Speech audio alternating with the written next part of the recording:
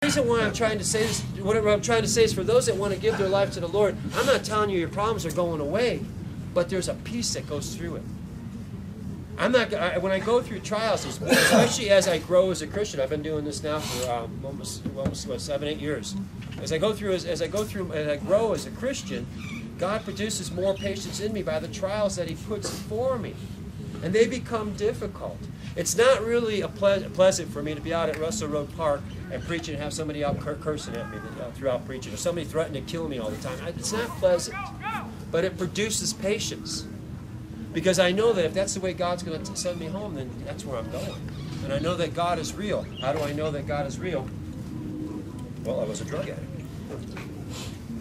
I was an alcoholic. And I'm not talking the guy getting drunk at a football game. I'm talking the guy that says, hey, you know what? It's Monday. It's an awesome day to get drunk. Like a football day. It's raining outside. It's Tuesday. What a beautiful day to get drunk.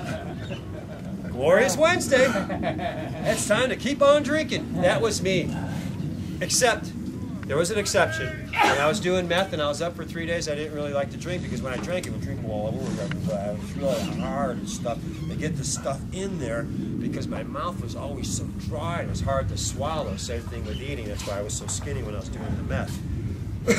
But let patience have its perfect work, that you may be perfect and complete, lacking nothing.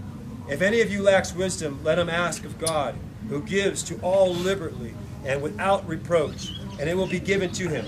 But let him ask in faith, with no doubting.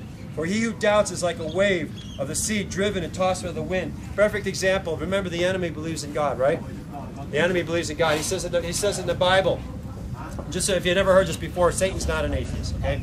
The enemy believes in God. He says in the Bible, he says, Paul, I know. Jesus, I know, who are you? And he also, there's another quotation where he says, what is it that you want with the Son of the Most High? That's the enemy speaking. It's the demons. They know God, and he's not an atheist. But when somebody comes up to me and they say, oh, well, you know what, I have a struggle with a certain addiction. I have a struggle with alcoholism. I have a struggle with something going on in my life. Do you have any help for me? And you know what? I don't just need a bunch of Christians praying over me. You know what my answer is to that? No, I don't. No, I don't. If you want something removed from you permanently, it's God. And the answer to that is prayer. And see, the reason why I brought that up is but let him ask in faith with no doubting. For he who doubts is like a wave of the sea driven and tossed by the wind. So when somebody says, you know what, I believe in God, but you know, if there's some kind of a drug or something to get me on, well, then what kind of a God do you believe in?